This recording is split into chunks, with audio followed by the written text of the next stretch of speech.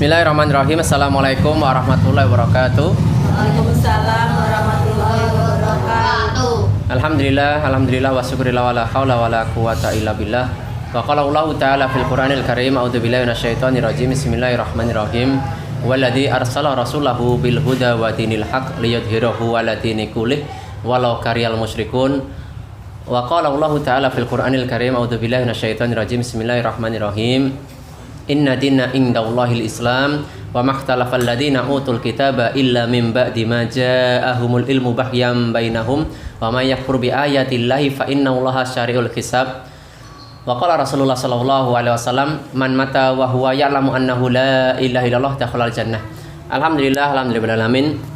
Alhamdulillah pada malam hari ini kami sebagaimana biasa di kegiatan pesantren mu'alaf insyaallah pada malam hari ini kita akan sedikit sharing-sharing ya dengan salah satu peserta mu'alaf ya, yang mana kalau kita melihat namanya, mendengar namanya pasti ini bukan dari agama Islam dari kecil ya. Beliau adalah Bu Natalia. Dari namanya saja, wah ini kok namanya Natalia, ini pasti bukan seorang muslimah. Nah, tapi alhamdulillah Allah lah yang bolak-balikkan hati. Yang dulunya mungkin tidak senang dengan Islam, akhirnya Allah taklukkan hatinya sehingga beliau mendapatkan hidayah Islam ya.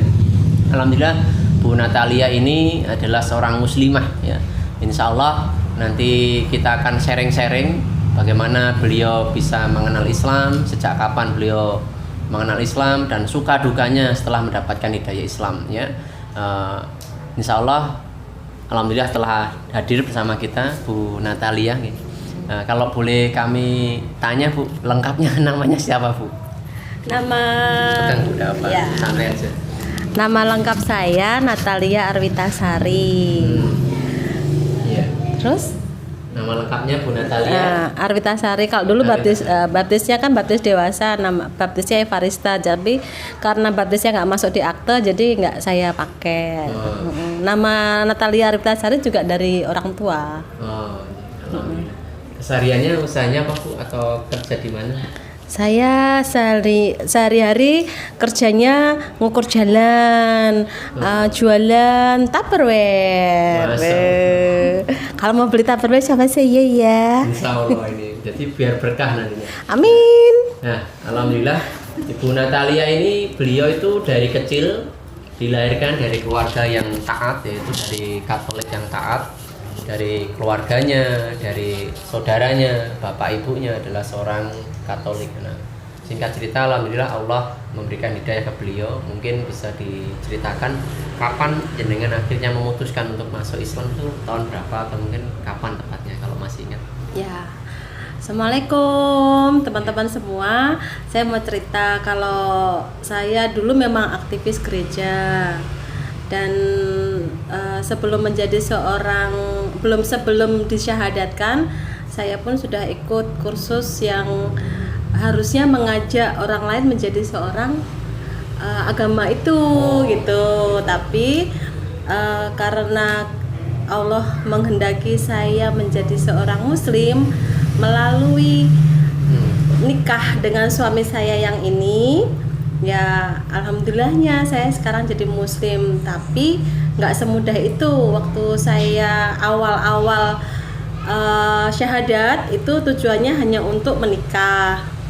Setelah menikah sah, ya udah gitu, masih seperti itu aja sih. Kemudian itu tahun 2016, saya ingat banget itu tanggal 22 Desember saya bayat di KUA Gajah Mungkur. Kemudian tahun 2017 tanggal 7 Januari saya menikah sama suami ini di Surabaya di KUA Sawahan. Saya menikah di sana, dan setelah itu pulang ke Semarang, saya masih biasa-biasa aja, belum bisa merasakan Islam yang sesungguhnya. Bahkan sempat mau membawa rombongan untuk ziarah di Larantuka. Tapi dan sebelum itu pun saya juga ziarahnya ke Yerusalem, bukan ziarah di tahun 2017 itu saya bukannya umroh, tapi walaupun saya sudah mualaf, tapi bukannya umroh, tapi saya malah ziarahnya ke Yerusalem. Jadi keyakinannya masih balik saja. Ya, masih ragu-ragu Balik lah ke- gitu, iya. masih balik ke Katolik gitulah. Iya. Masih ragu-ragu dengan Islam karena basicnya saya tuh nggak suka Islam. Saya tuh sangat-sangat tidak menyukai Islam. Iya. Padahal rumah saya di Wonosari itu depan saya tuh masjid. Dari kecil saya sudah terbiasa mendengarkan azan, terbiasa melihat orang Idul Adha. Iya. Tapi saya sangat-sangat tidak menyukai Islam. Nah, sampai besar pun kalau ada pernikahan campur saya selalu yang menentang. Saya menentang pernikahan campur. Saya tidak suka dengan pernikahan campur. Bahkan kalau ada yang punya pacar agama Islam pun saya berusaha menarik gitu loh, mencarikan jodoh untuk di agama saya Katolik. Tapi waktu saya menikah dengan suami dan saya sudah komitmen bahwa saya harus sungguh-sungguh dengan keyakinan yang sekarang, karena agama bagi saya tidak boleh bentuk mainan. Nah, tahun pertama itu juga masih bingung, masih minta izin sama orang tua, sama keluarga maupun sama suami bahwa saya tak begini dulu aja selama 1 tahun pertama itu. Jadi istilahnya saya akan berusaha belajar Islam, tapi kalau hati nurani saya nggak bisa menerima Islam, saya akan kembali ke Katolik dan saya mengakui bahwa ya saya nggak bisa Islam gitu. Nah, itu sampai tahun pertama saya Katolik itu, jadi masih ragu-ragu tapi tidak ke gereja. Saya ke gereja juga sudah rasanya gimana, sedangkan untuk sholat saya pun juga nggak tekun waktu itu, tahun pertama itu pokoknya banyak nakalnya lah istilahnya. Kalau orang yang sudah muslim kan mengatakan ayo sholat, itu tiang agamanya orang Islam gitu. Bagi saya ngapain sih sholat kan gitu. Kemudian ayo cari pahala, ngapain sih cari pahala, kayak orang nggak ikhlas aja. Bis pahala kencana aja ada, saya bilang gitu sama suami tuh seringnya seperti itu.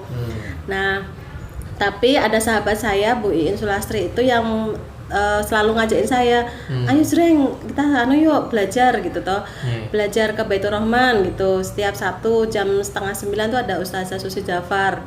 Nah, di situ pun saya karena di sana orangnya banyak, saya hanya datang terus berusaha mendengarkan apa yang beliau katakan. Ustazah Susi Jafar itu ternyata beliau keras tapi tegas gitu. Dari situ saya banyak belajar.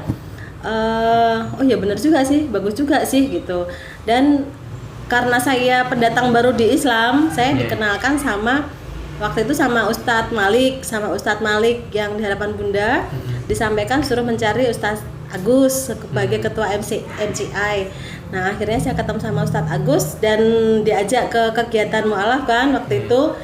Lambat laun banyak kenal teman-teman mualaf yang oh kita senasib nih gitu, pelajarnya sama nih gitu. Karena saya memang berusaha mencari ilmunya dalam Islam sampai titik darah saya penghabisan. Kalau nggak nyaman mundur, kalau nyaman lanjut terus gitu. Jadinya yaitu saya lanjut terus, ketemu sama Dokter Cynthia dari mana itu Gunung Sawo. Dan sama Koriko kami banyak berdebat, banyak bertanya, banyak sharing, yang akhirnya saya menemukan titik, oh ya ding, bener juga ya, ini agama yang benar, yang lurus gitu. Kalau zaman dulu ada orang muslim mengatakan bahwa ya cuman Islam agama lurus dan benar, waktu itu saya masih protes. Tapi setelah saya mendalami, saya sungguh-sungguh mengimani, ya itulah yang benar. Dan tahun kedua saya baru pakai hijab dengan keyakinan bahwa saya harus meninggalkan semua masa lalu saya. Semua masa lalu saya harus saya tinggalkan dengan cara saya berhijab. Dengan begitu identitas saya akan lebih jelas. Karena kalau saya belum berhijab, namanya Natalia, itu orang kan sering masih abu-abu kan gitu. Mbak lihat nih bener sudah Islam apa enggak gitu kan. Tapi setelah di tahun kedua, waktu itu Ramadan tahun kedua saya pakai hijab, itu orang baru yakin, oh kamu bener-bener nih serius nih Muslimah gitu ya. Sudah bener-bener muslim. Loh kan dulu Mbak Natali kan Katolik ya. Saya jadikan nama saya adalah dakwah saya. Jadi kalau orang bertanya, Natalia kok pakai hijab? Nah, saya jelasin ya, saya dulu Katolik, sekarang saya Muslim. Dan saya pun lebih yakin Ustadz kalau di Islam itu agama yang terakhir, agama yang benar, agama yang baik. Karena apa? Semua yang diajarkan sama Yesus itu ada di Islam. Itu yang kadang nggak disampaikan waktu kita di Katolik itu kadang nggak disampaikan. Nah, apa namanya? Kalau di Katolik kan nabinya kan Nabi Isa atau Yesus. Nah, Yesus kan matinya memang disalib. Kemudian setelah disalib kan dia nggak telanjang, nggak pakai jas, nggak pakai baju, dia dikafanin. Nah, sedangkan orang mati yang dikafanin kan cuma Islam. Ya, terus Yesus pun mengajarkan kalau kamu masuk ke rumah ibadah, lepaslah kasutmu dan basuhlah dirimu, sucikan dirimu. Nah, yang melakukan itu kan juga Islam, bahwa kita harus melepas alas kaki kita di luar dan kita membasuh diri kita. Nah, seperti itu. Jadi saya mikirnya ya benar juga sih ya, kalau di Islam matinya dikafanin, terus kita diajarkan semua hal-hal yang baik dari bangun tidur sampai kita mau tidur semua dijelaskan. Dan ada keyakinan juga bahwa semua hal detail-detailnya tuh di Al-Quran dituliskan. Walaupun saya belum paham banget Al-Quran, tapi sekarang saya banyak belajar, dari bangun tidur sampai tidur pun kita dituliskan, dari kita lahir sampai kita mati pun sudah dituliskan. Itu ternyata di Al-Quran dituliskan detail. Di agama, di Alkitab nggak ada bahwa Natal itu kan dirayakan, tapi tidak dituliskan di Alkitab itu. Jadi hal-hal sederhana seperti itu saja sih, pemahaman saya seperti itu aja sih yang semakin meyakinkan saya bahwa ya saya harus Islam gitu. Kalau untuk rintangannya ya banyak sih, banyak sekali karena keluarga besar saya masih Katolik, keluarga besar anak-anak saya pun juga masih Kristen. Mereka pun juga masih berharap semua bahwa mamahnya akan jadi Katolik. Tapi insya Allah saya tetap minta sama Allah bahwa nanti anak-anak saya bisa dapat hidayah untuk menjadi seorang Islam supaya mereka bisa sama-sama masuk ke surga. Untuk rintangannya banyak karena otomatis saya tidak mendapatkan hak waris dari ibu. Kemudian soal pekerjaan waktu tahun pertama memang sangat sulit. Dulu waktu di tahun pertama saya menjadi Islam itu pekerjaan saya, rezeki saya tuh susah sekali, dan saya merasa bahwa waktu saya Katolik teman-teman saya di gereja itu solid. Kalau saya merasakan kesulitan, mereka tuh menampung ataupun memberikan bantuan sama saya. Tidak bantuan cuma-cuma sih enggak, tapi memberikan sesuatu rezeki yang itu juga hasil kerja saya gitu. Nah, setelah saya Islam di tahun pertama tuh nggak semudah itu. Banyak banget, saya merasa kok berat banget ya jadi Islam. Kok orang Islam kok cuek ya, kok orang Islam kok acuh ya, nggak peduli sama sesamanya, apalagi kita yang pendatang baru di Islam, kok kesannya kami dibiarkan gitu. Tapi lambat laun karena bimbingan dari ustadz maupun ustazah yang menempa saya sering membantah, tapi saya juga setelah itu saya berpikir bahwa oh ya itu benar kok, itu demi kebaikan kami kok, bukan semata-mata mereka hanya memaksakan kehendak, tapi itu demi kebaikan kami para mu'alaf supaya semakin istiqomah. Jadi lambat laun saya bisa mengatasi semua problema hidup, terutama rezeki yang akhirnya saya pasrah sama Allah bahwa ya Allah, apa yang saya punya adalah milikmu, jadi kalaupun kamu tidak memberi berarti itu ya memang belum rezeki saya gitu. Apalagi suami saya pun nggak bekerja Ustadz kan. Dari sejak kami menikah istilahnya suami saya kan tidak memberikan nafkah lahir kepada saya. Itu juga ujian terberat saya. Jadi saya pun berpikir bahwa ya inilah ujian saya menjadi Islam. Bagi orang Nasrani mungkin, Natalia kamu bodoh banget sih, sudah jatuh tertimpa tangga, sudah jadi Islam, sudah menjadi Islam, mempunyai suami Islam, tapi kamu nggak mulia gitu loh, nggak dimuliakan. Tapi bagi saya saat ini, setelah pemahaman saya 4 tahun menjadi seorang mu'alaf ini, ya inilah ujian saya, inilah harapan saya bahwa saya ke surga nanti bisa diterima baik sama Allah. Apalagi setelah jadi mu'alaf, para guru, para ustadz, ustazah mengatakan bahwa kamu lahir baru, semua dosa-dosamu di masa lalu itu dihapuskan semuanya, dan kamu lahir baru di sini. Kamu betul-betul diterima seperti bayi yang baru lahir, yang nggak bercacat, nggak bercela. Jadi setelah kamu masuk menjadi seorang muslim, disitulah kamu awal ceritamu hidup lagi. Kamu mau jadi baik ataupun kamu mau jadi buruk, itu kamu di sini gitu. Jadi di sini saya betul-betul merasakan bahwa dengan saya mencari ilmu, saya banyak ketemu teman-teman yang sama pemikiran, itu menguatkan saya bahwa ya kita harus istiqomah, kita harus saling menguatkan. Terutama kami para mu'alaf itu memang masih rentan dengan keluarga kami yang masih Nasrani, yang berusaha mengajak kami untuk kembali menjadi seorang Nasrani, ataupun lecehan-lecehan dari sekeliling kami bahwa setelah kamu menjadi muslim kamu malah nggak menjadi baik gitu loh. Jadi di sini saya pingin dan sangat-sangat ingin membuktikan sama teman-teman di luar sana bahwa ya saya sekarang sudah menjadi seorang muslim, tapi saya sudah berusaha untuk menjadi lebih baik dari kemarin. Kalaupun teman-teman mengatakan, teman-teman Katolik saya pun juga mengatakan, ayo Nat kamu kumpul lagi, ayo Eva kamu kumpul lagi. Saya pun masih mau kumpul sama mereka, tapi saya membatasi, maaf saya sudah nggak bisa makan babi lagi, saya nggak bisa ikut minum-minum lagi karena sudah ada batasan-batasan dalam saya. Kalaupun mereka mengejek, saya pun bertanya, apakah keputusan saya ini salah? Kalau saya nggak makan babi, apakah saya salah? Saya nggak minum, apakah saya salah? Dengan penampilan saya sekarang ini, apakah saya salah? Bukankah penampilan saya lebih sopan daripada yang dahulu? Saya hanya mengatakan secara logika aja. Kalaupun mereka masih manas-manasin, ayo toh enak gini. Saya pun mengatakan semua yang kalian tawarkan sudah ada dalam darah saya. Nggak mungkin darah saya kuras, darah saya masih ada darah babinya, masih ada darah haram-haramnya dalam tubuh saya itu masih ada. Tapi bagi saya ya itulah masa lalu saya ingin menuju ke akhirat, menuju kehidupan yang lebih baik itu dengan sungguh-sungguh menjadi Islam yang sungguh. Jadi di sini saya sedih kalau ada teman-teman mu'alaf yang sudah memutuskan syahadat, memutuskan dengan keyakinan barunya, tapi mereka belum mau belajar.